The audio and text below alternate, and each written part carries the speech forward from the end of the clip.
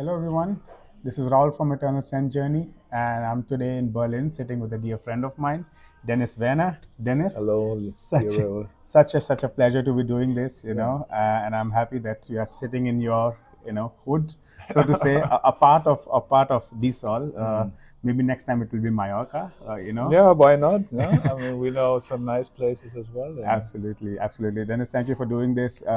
If you know me and if you read my reviews on Instagram, Dsol is not a new brand to me. I've been friends with this Dennis for from the beginning. From the beginning, yeah, 2020, I yeah, remember when the brand didn't even launch, we were already in contact. absolutely. And I've seen the evolution of the brand, and I have a lot of respect, Dennis, for everything that you do, the design eye that you have, but also the way you work with perfumers. So I've had a pleasure to also try the fragrances during the creation process, and this is, for me as a perfume lover, reviewer, whatever you want to call it, adds so much more perspective to see how a scent from the initial briefing develops. Yeah. And it's also very much fun to see how you see it. You have something in the mind, and how a finished product looks like. And it's true. It's a very interesting thing, which not a lot of people experience. Exactly. This is why I'm very thankful that I get to have this kind of behind the scenes, and now I have these small samples that from the first one until the finished bottle, basically to see how it works. So, of course, we'll talk about the brand today, but I think why I also asked Dennis to come and spend his time is CISTUS, which is the newest launch from the brand. Yeah. Dennis, maybe I know CISTUS plays a very big role. Yes, I mean, maybe I can say a few words about it, because I think CISTUS in English and Zistrose in Deutsch. I always, when I talk about it, notice that not too many people really know about that. You know, so maybe really the really hardcore fragrance lover can relate to CISTUS as an ingredient. It's rather labdanum is what we see usually in the note breakdowns, right? So a lot of people even don't know what CISTUS is. But you can't get confused. There are two different things. CISTUS is for itself an ingredient, and then labdanum as well. Right.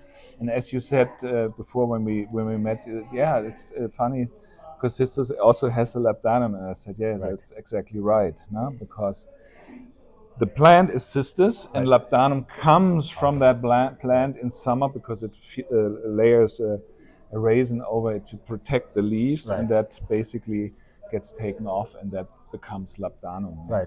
But labdanum, maybe later another story, but now CISTUS, it really started because, we have this Berlin-Mallorca topic, so the brand was born in 2016 already, mentally, not physically, but the thought started 2016 when I was really traveling on a regular basis between Berlin and Mallorca. And this contrast of, gray Berlin and warm Mallorca, there was something in me, because as a creative, it really hit me in a way that I thought, there's some duality and some contrast also I wanted to play with. Yeah. And then it was just a newspaper magazine article with about incense with Marie Lefavre at the time, now Urban Lefavre, and from Urban Sense, exactly. And I contacted her. That was basically the story. And a lot of you guys know already the story, so we don't have to go too deep into this. But so the South and Berlin plays a role in the brand. Yeah. But not the South in terms of a destination. That never was the idea. So I really focused basically more on the energy between the sun and the South and the warmth, and what does the sun do to you when you're under the sun? Or what it stands for. What it stands and what it does with you. You know, because mostly you would say if you're in a warm environment and the sun is shining, you feel quite good. Right. You know? And I wanted to explore this human connection under the sun, the nature under the sun, the warmth, the light. This is really what intrigues me. So, and then obviously Berlin in my professional life as a designer or creative director, and that's my playground. You know, that's where I really love to play. Right. And this is a love child of mine. And and I hope people can relate to it and feel what I put into this. You know? Absolutely. I mean, a lot has happened. You know, we'll talk about the packaging as well. But staying with the sisters topic, so Yeah. I know that they exactly. I came off the topic. The CISTUS is basically a tea, also Cistrose, which I drink every day. I would love to try it. Yeah, it's a very herbal. Right. If you have it too long sitting, then it starts to get bitter and it's very earthy. Yeah. But it has 10 times more antioxidants than green tea, so it's a very, very, healthy tea. And I have a routine where I drink it really every day to feel just better and clean a little bit the body. Yeah. And through this, I got more and more into CISTUS, because also with Marie, I smelled CISTUS Absolute, which is also a dominant role in this one. Delphine. No, with Marie, when I developed the other fragrances, CISTUS as an ingredient, as already you smelled it. Plays an important role. For example, also in Terram we have CISTUS, and so through this I really started to get a good feeling for this ingredient, because it has this a very earthy, slightly animalic feel to it, and the Absolute is nearly black. It's really dense. And so I came up with this thing. I thought, CISTUS is somehow in my life. It is left and right. It is also a beautiful plant in the south, also in Mallorca. Yeah. In April, it blossomed beautiful, and there are various kind of CISTUS. So I thought, hey, that's a cool story. I would like to explore that. Right. And so I thought, okay, it's definitely going to be an amber, because CISTUS is part of the amber accord, so to speak, the depth. And I thought, okay, I wanted also to open the portfolio to another perfumer. So I thought about it. So who do I like in terms of amber and incense and this kind of deeper fragrances? And Delphine Thierry came to my mind. Right. Yeah, and the nice thing is also that Marie and her and the husbands are friends. Yeah. So I definitely, in good terms and everything, talked to everyone. Yeah, and we agreed to work on this. Right. Because the initial collection is from Marie. Exactly. From Urban Scent, and this is the first time you kind of diverted and looked for a new nose. Yeah, because I wanted to open a bit the portfolio to just get another perspective on things. Yeah. And I love dearly what Marie did. Yes. But now I felt that it is a good thing to open a little bit the territory. Right. And so that's when in last October, I think we started to work. I flew to Graz and we met. Yeah. And we started working on it. So, I mean, it's very fascinating. If any of you have seen her interviews, have sat with her, I think there is somehow like a childlike energy in her, like the calmer she is, but there's something very fascinating about her when you smell the accords she creates and the way she talks about perfumes. And I think, of course, her legendary work for Le Bain or other brands like Max Milano. But I think she's very talented and even underrated maybe. Yeah, but I think she has already a good recognition in the industry. Sure.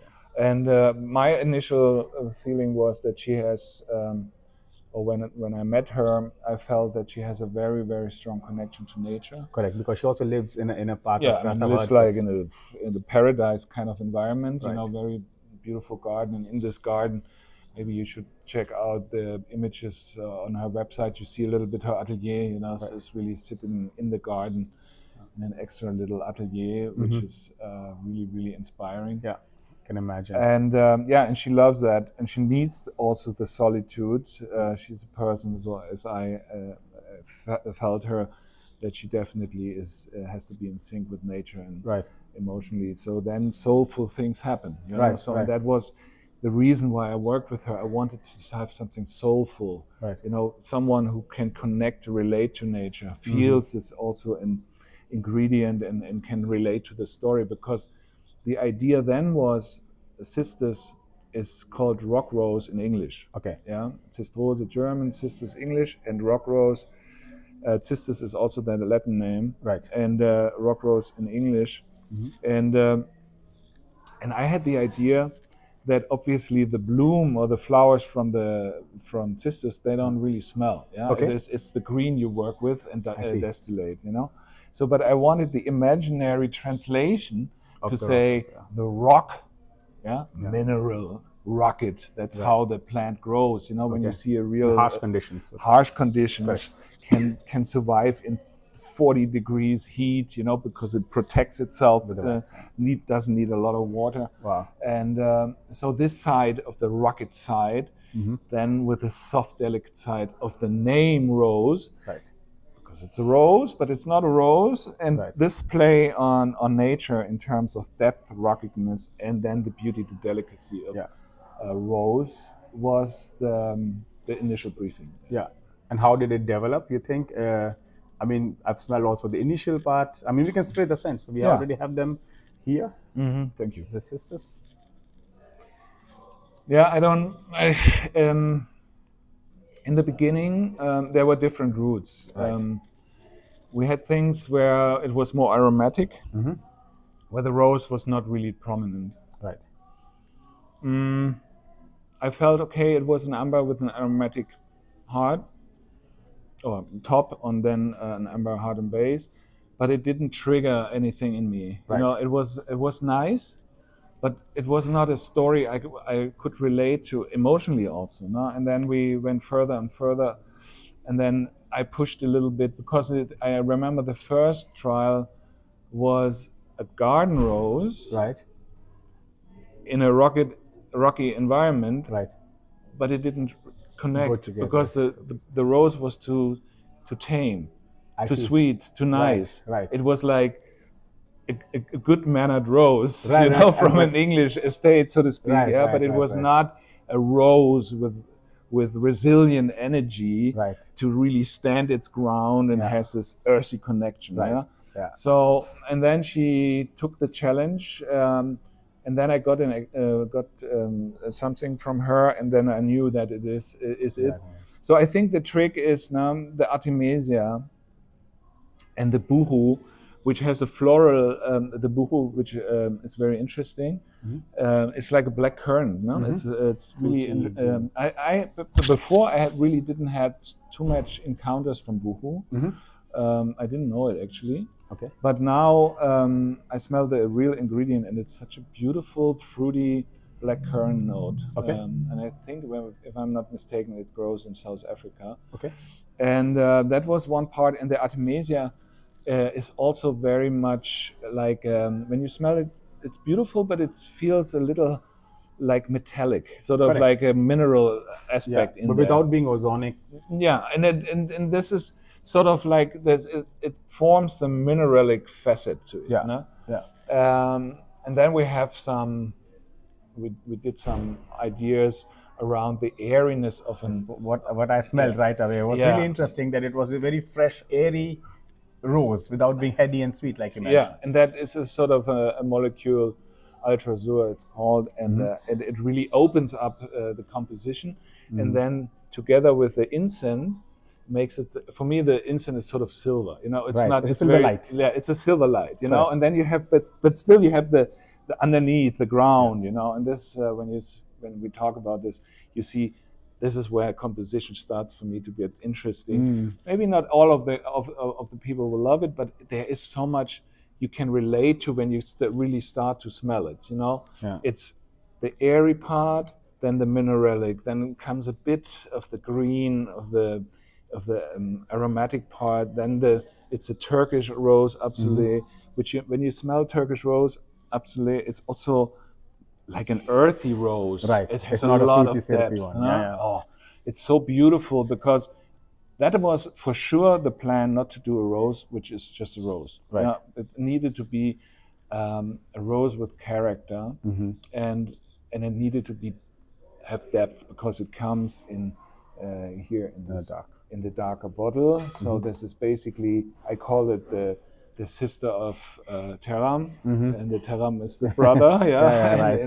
It's more serious. And CISTUS is a little bit more playful, maybe, and a bit, if you want to say feminine, it's not the right word. Yeah, but I know what you mean, because rose, usually when you say rose, it automatically kind of generates this kind of feminine, but it's really unisex rose with a lot of intrigue. You know, there is, I think it's usually in Delphine's work, you get this kind of a mysterious intrigue. There is something about it that pulls you in, and I think there is, I don't know, you know, it's a very multifaceted rose fragrance. But if I would say, if a female rose lover in a classical sense would be disappointed from that rose, it's not that. You know, it's, I mean, you all should try it, but it's definitely, it's like an airy amber, rose, earthy feel to it. You know? Absolutely, very elegant. Also, it really smells very upclass, crisp, but with a lot of depth, which is also contemporary, I would say. It is contemporary, you know, because rose again has this kind of a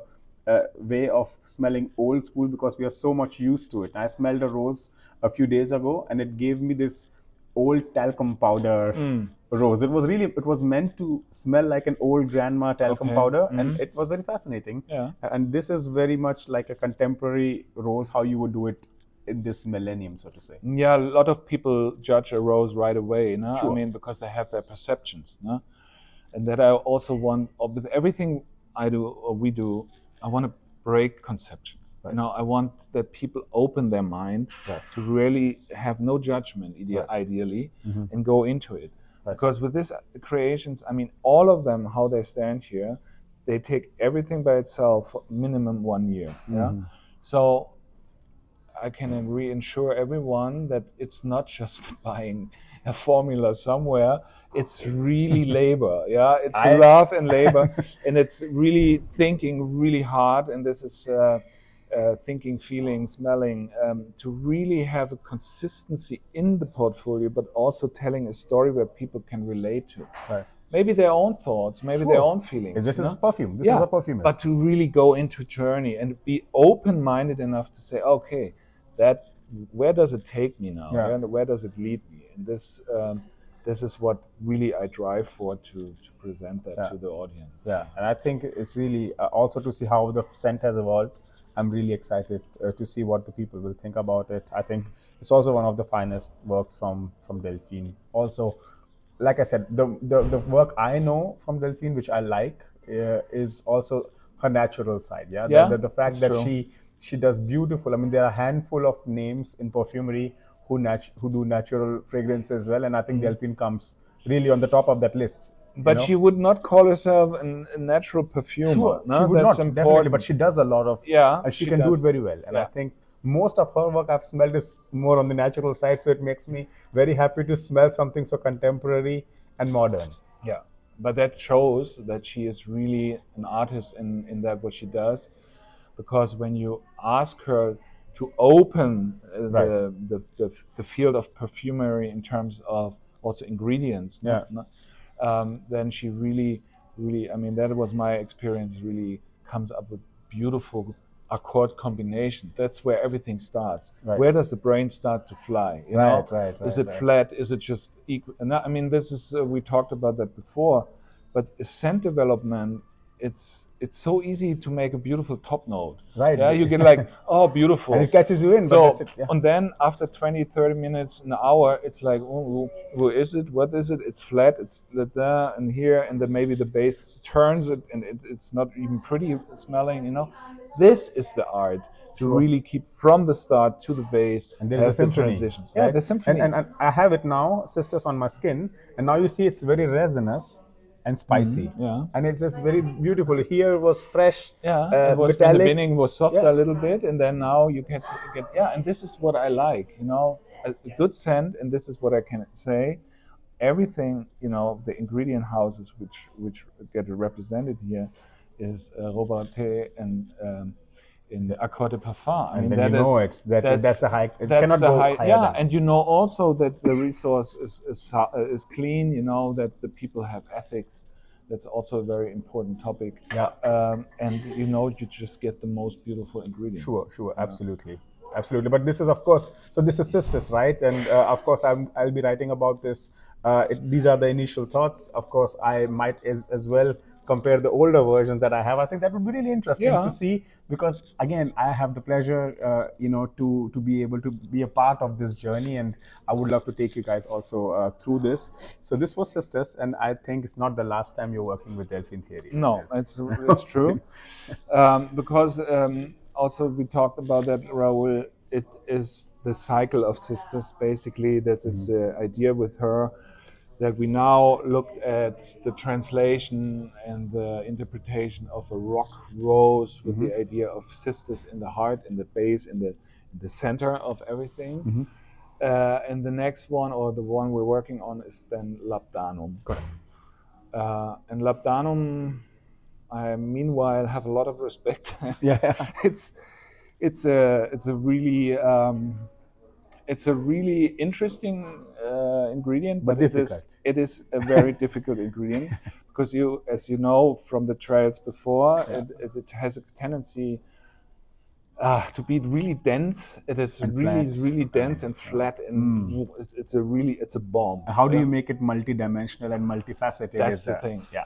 Without being too linear, how do you add something that it really stands out and gets into the Correct. So it stays to the roots, or stays a labdanum scent, but still kind of complements the scent, right? And I think that's the art, so to say, and I'm pretty sure. And that is also a matter of taste. Right.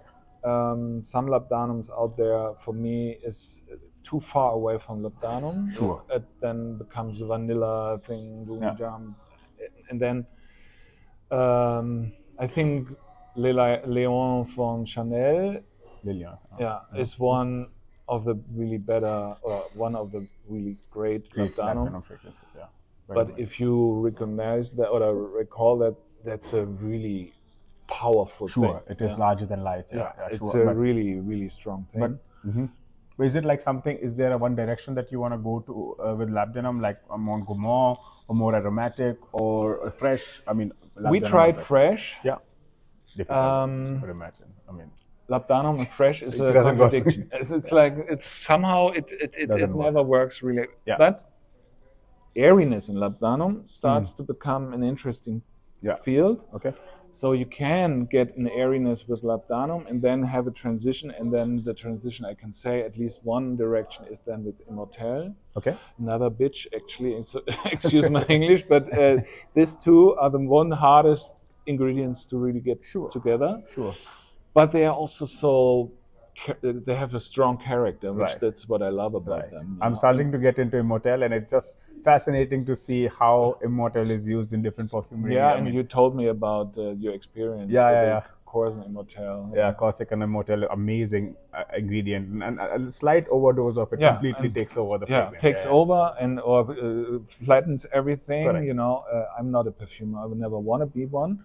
I just write the stories and I evaluate things, but I heard a lot that this is really next level. I mean, labdanum, to make labdanum really beautiful, it takes a lot of skill also. Absolutely. I mean, I'm sure you would come up with. I think so. We are into it. We are not finished yet, but we are into it, and I think that's also my experience with every trial. There's always something which leads you further, and then suddenly you know it's just tweaking, and then you have that. Absolutely. You know? So that's great. So this is CISTUS. It's launched today. Yesterday. Yeah, yesterday. Yes. That's exciting. We had a beautiful little, I would say private party. It was not too much about. It was a launch party. It was a launch party. Yeah, it was a launch party, but it was with people are really dear to my heart, and because it was in Berlin. With also meanwhile a friend at 15 West Perfume. Greetings go out to Mark and Carsten. And that was really nice to be able to host it. It's a nice event.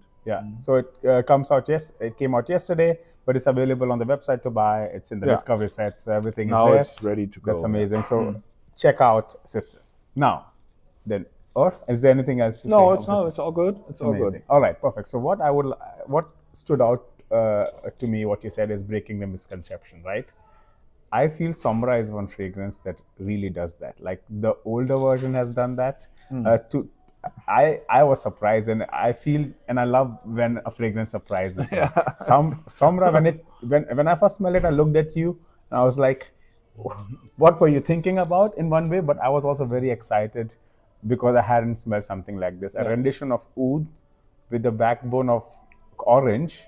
It was, you know, it reminded me of orange from Tesoro in a way, but I was completely fascinated. Yeah, but there were some changes from the one that I have reviewed multiple times on Instagram to right now. So please talk a little bit about how it was before.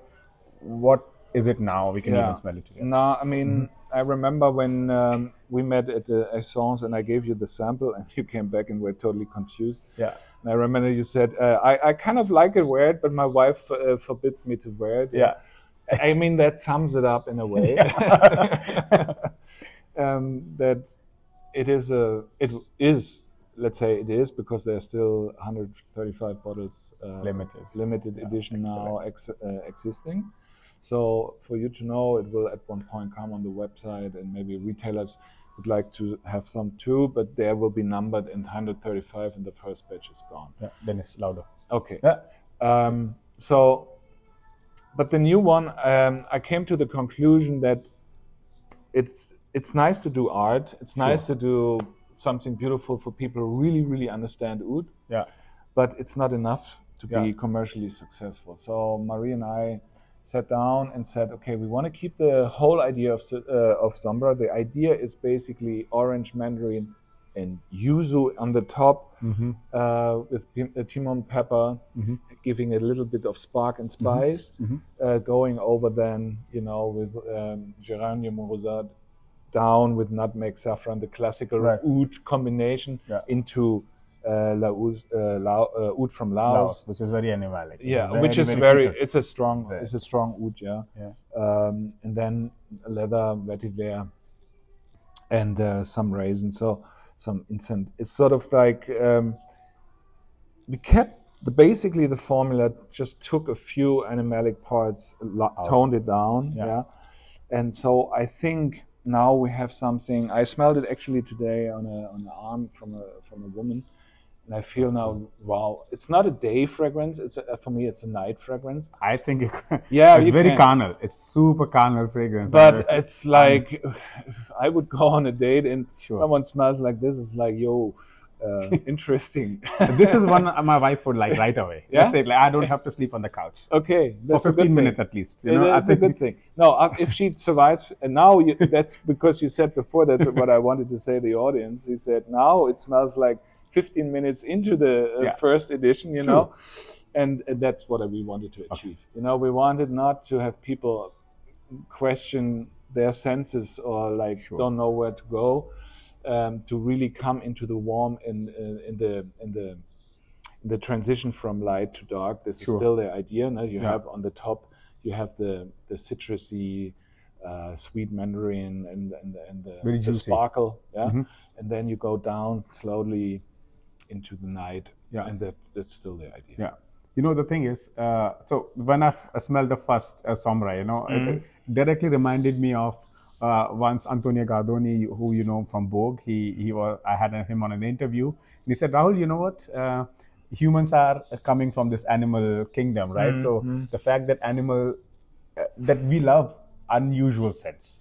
Humans love it because animals do as well. Get attracted to it. Yeah? Exactly. So there is something about scientific about humans loving unconventional scents, and the fact when I first smelled Sombra, it was an example of the fact that, you know, that unconventional, very animalic scent, and that just reminded me of the quote from him, and I find it interesting. And this is why I find that scent also intriguing. Yeah. But I think it still has the intrigue. It still has the depth, but not in that fecal way, but in that kind of oody way. In a oody way, but very, I would not say also tame. It is still has an edge to it, but it is much more soothing. Let's put it this way. I mean, there are two things what I like about this. Dennis, first of all, your honesty, where you said, okay, you know, of course, you know, you're a brand and you want to grow, and so I love the honesty where you say, hey, this didn't work out, or it was too challenging for people, and this is a scent that everyone should experience. And also, it also happens with me when I read oud and rose in a note breakdown. I already think of 10,000 fragrances that I smelled. But this for me is such an interesting take on oud with this kind of mandarin, yuzu. It's more for me like an orange rose, which I have, or orange oud, which I have not smelled before. So again, with That's geranium, nice, this is the same. With geranium is the same. It completely takes over, makes it metallic, you know, and then this is. I mean, that's what we try every time. Yeah, we want really to create something which I haven't, and I really have a routine to go every 2 weeks to some stores or KaDeWe or whatever, and really smell the releases and so. And it's an inner importance for me to really try to challenge things, so that we don't do the hundreds something, you know, similar scent. You know? And yes, and sometimes you go this way, and you get celebrated for being brave, but just celebration of braveness is not feeding anyone. Yeah? No, sure. It's not only about feeding, but it's also about, like, you know, I think I know you, and the hard work that goes behind it, and you feel that you want everyone to experience a scent. And of course, opening plays a huge role for a lot of people. And I think when you lose people on that opening, where they kind of stop at that time to explore the rest of it, and I think that's where it makes you sad and say, hey, you know, it's not worth that extra risk. Yeah, that's true. And that's what I think you phrased it nice. I mean, you don't want people to stop right away and give not a chance to what stands behind it. Exactly. You know, but you don't want to be so shallow that you just go after the top note to make a sell. You know, that is also not an interesting idea. So, but I mean, you summed it up. You have the chance to come into the game, and then you go through it, and the waves of warmth and spice with a top note follows through is, I think, now a beautiful composition. Yeah, absolutely. I mean, with CISTUS, with this mineral rose and incense, and here with a sparkling, succulent orange and oud, then again, this contrast is very well portrayed in both the fragrances, and that's excellent. Contrast is for me a key element into the compositions. Absolutely. You know, it needs always a contrast. I try at least, and that we call that, Marie, greetings go out. We call that the ping pong, you know, and the ping pong is where I think with every composition, where the magic is, you know, and with every you know creation also admire from other houses, where there is a ping pong, where you smell something, you think, oh yeah, that's going that way. Smell again, boom, you're on the other side. You know, this play. This is where I think the delicacy of good perfumery starts. Absolutely, and I can really attest to this. And I've not met a lot of people who do this, and Dennis does it, and I've done it with him. The fact that you are very interested in what's out there in the market, and I do a lot of interviews, and I often ask, definitely the man, you know, because you know I'll ask a lot of brand owners, and they're like, no, we don't. I don't know how much of it is truth. I understand when they say they don't admit that they smell fragrances outside. Yeah, you have to. You have to smell what's out there, so that they do that 100%. I mean, you can't create without smelling. If they do, then it's probably they should really smell what's out there, because that's when you can take the best parts of it and then just elevate what's out there. I remember the discussion we had about fig, right? We had Rahul, which fig fragrances do you have, right? Exactly, because it's very important for me to understand what fig fragrances out there, to come up with my own conclusion where I would like to take fig. Right. Because just to make the 100th fig fragrance, which has a bit green, which has a bit sweet, which has happy, boom, boom, boom, boring. It's boring, right? So it's really, I really appreciate the honesty there, Dennis. But I think, you know, it doesn't matter if in arts, in design, in architecture, whatever. You take inspiration. People get inspired by the past into the future. I mean, you can't create without references out of existing things. I mean, whoever says he gets not inspired by other things, it's just not true. No harm in looking at Philosopos, no harm in looking at any other beautiful fig. I mean, you have to, you know, because from there you jump into another zone. Absolutely. You know, and that's totally the case. Yeah, absolutely. All right. Next, let's talk about Thieram a little bit. You know how much love I have for Thieram, and it's unbelievable. I mean, I think it's probably the most reviewed fragrance, or it's the one that I probably wear the most from you, and it has such a special place in my heart. Yeah, Thieram, yeah, definitely. Thanks, Rahul. I mean, this is one of the really best sellers in the collection. And I really didn't think that much about it because that when we started the work and came up with the first 3 fragrances, I had obviously less experience than I have now.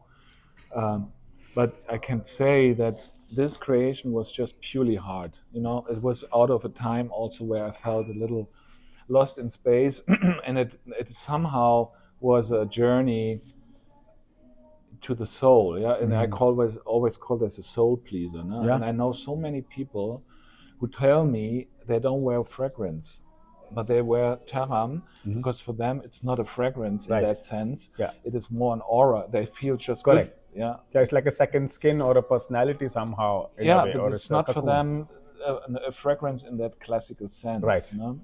And that brought me also to the point that I said, okay, that's by the Labdanum will also be in this amber green bottle. Yeah.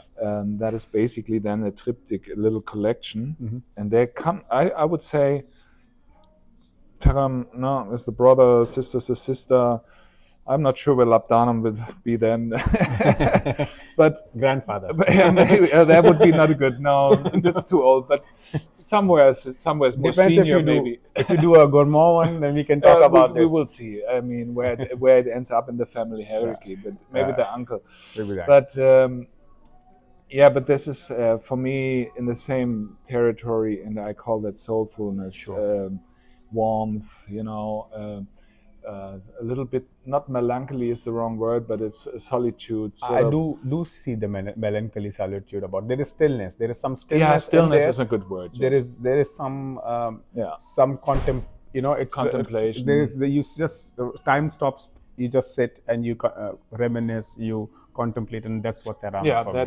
That's true. No? So in this range, it will be a little collection. We call that then, I will just start calling it when the 3 are ready. Sure. That's going to be the Alma collection. Alma. The Alma, and Alma means soul in Spanish. And I think Alma is such a beautiful word also. So then they will be together as a group. Yeah. Also the same with the oud. Eventually it will be 3 oud, and the clear bottles will maybe grow a bit bigger than 3. Yeah. It's a journey. We will see what's coming, no? But that is for sure the plan for now. And Terram is very dear to my heart, and it's interesting because now also we will talk maybe briefly then about the rebranding. Sure.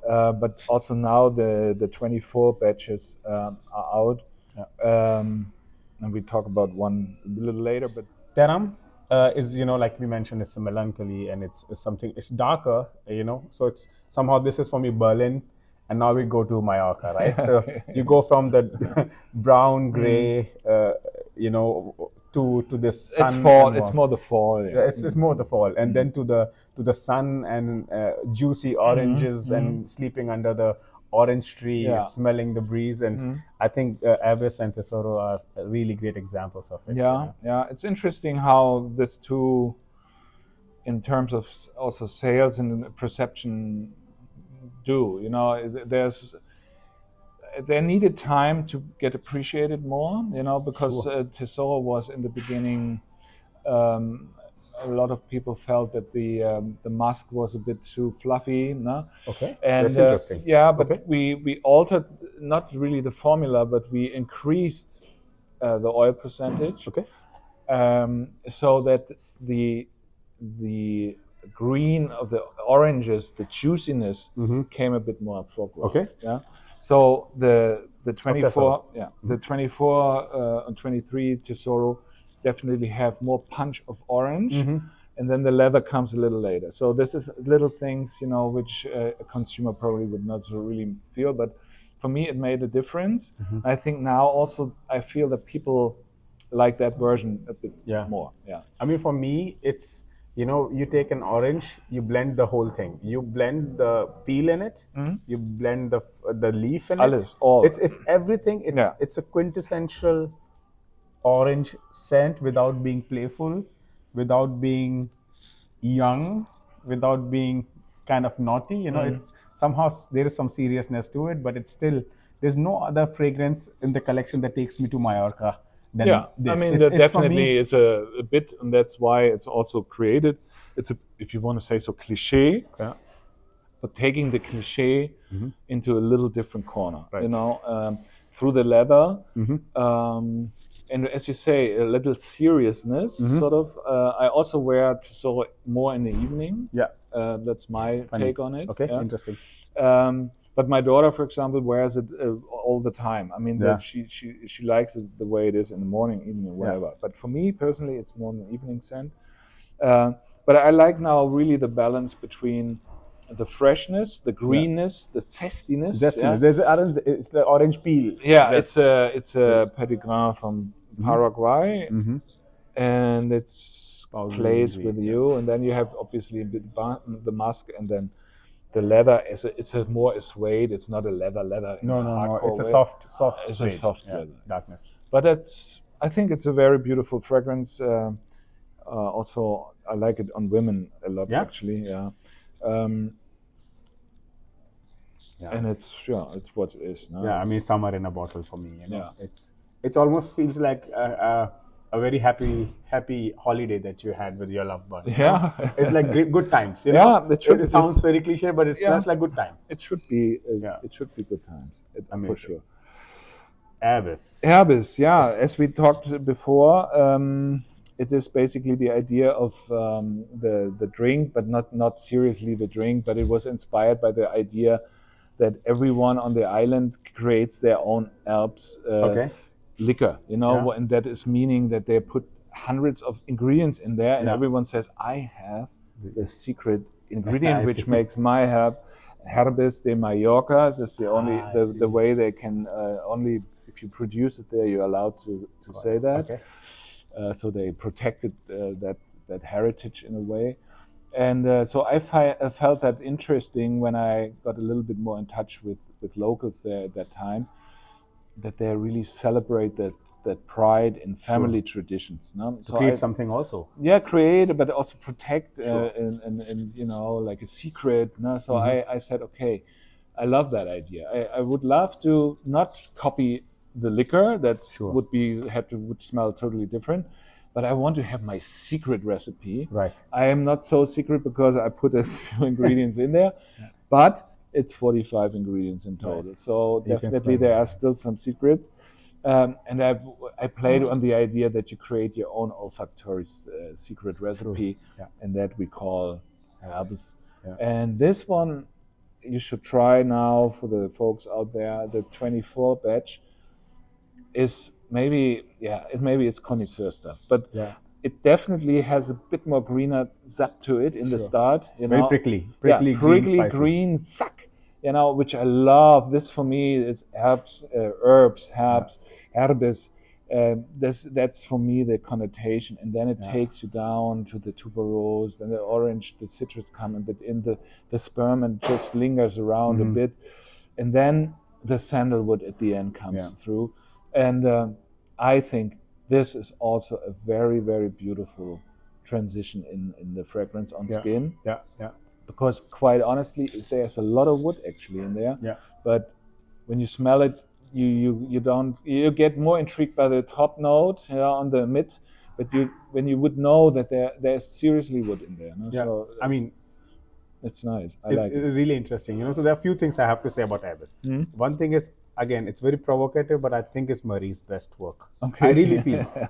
You know, I like it when you say things like that. No, well, let's put it on the table for you. It feels. I think it's Marie's best work. Number one, Second thing is, especially when you said connoisseur, or people who smell a lot of fragrances, we tend to get very technical about things. So you start very quickly trying to see what note is it. Like you try to kind of break it down in notes. When I first sprayed it, I didn't understand it. It was for me like, what is it? You know, I got maybe the greenness or some galbanum on the top, also or pepper, the fennel, the anise. Exactly, but I was like, what am I smelling? Every time I'm smelling, there is a different facet. So I think it's probably the most multifaceted, to a point that I didn't like it, because I was like, what is it? Like, it's super intriguing, and I really think it's very, very interesting fragrance from the collection. It is super interesting and beautifully, masterfully done. No edges whatsoever. It has that prickliness, but still manages to smell like a. I would call it more, as for me in that collection now, that would be the most office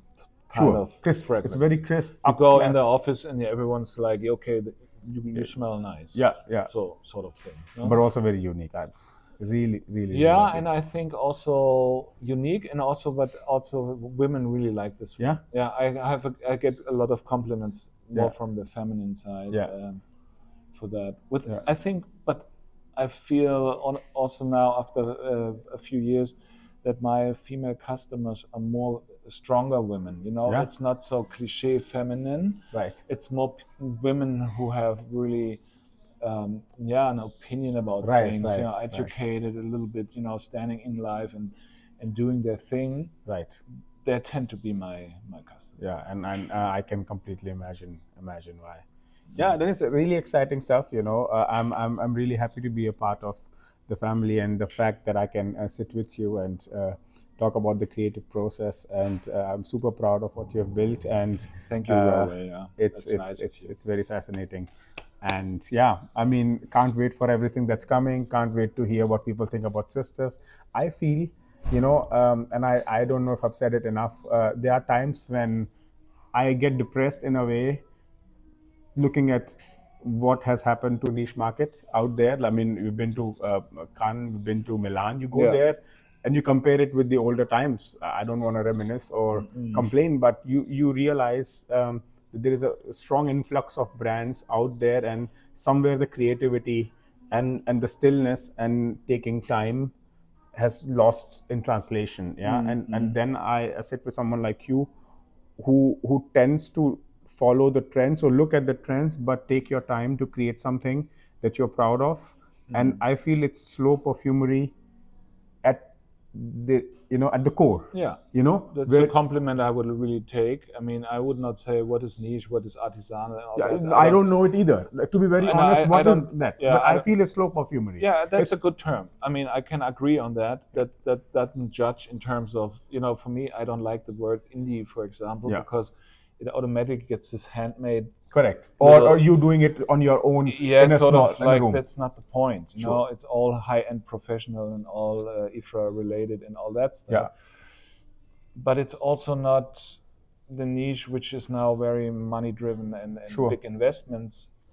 That's why I think slow perfumer is a nice term. Yeah, and also it goes under the radar, the smaller things that you have done since we first saw the packaging and the bottles to now, which are very thought through, and that comes from the design background that you have. Yeah. And you understand it more and more when we hear you saying, and that's why it's my pleasure to be sitting with you, and I will try to show the small details on the camera afterwards. Yes. To see how there are smaller details. There are thoughts given to the lines, and it's everything thought through, and all the senses, you know, all the senses have been used in order to create it. And I think it's a product of love, and you can see it and smell it. Thank you very much, Raul. Yeah, and I hope that people, consumers, really, or my audience, not everyone, you can't please everyone, but the audience I want also in my life or in my brand universe really sees that and feels that. I believe that, you know, because at the end, in a fast world where everything is same, I think we are on a turning point, maybe a little bit more to the way that people recognize the love of labor of love, and all this, what goes into it, and then appreciate it more than just the fast consuming goods, you know, which are out there. So huge respect, and a lot of kudos to you. Guys, try the fragrance, try CISTUS. If you haven't tried the rest of the fragrances, try that, and I'll leave the link below. And Dennis, I would thank you. Thank you, for your time. Raul. That was really, really beautiful talking to you.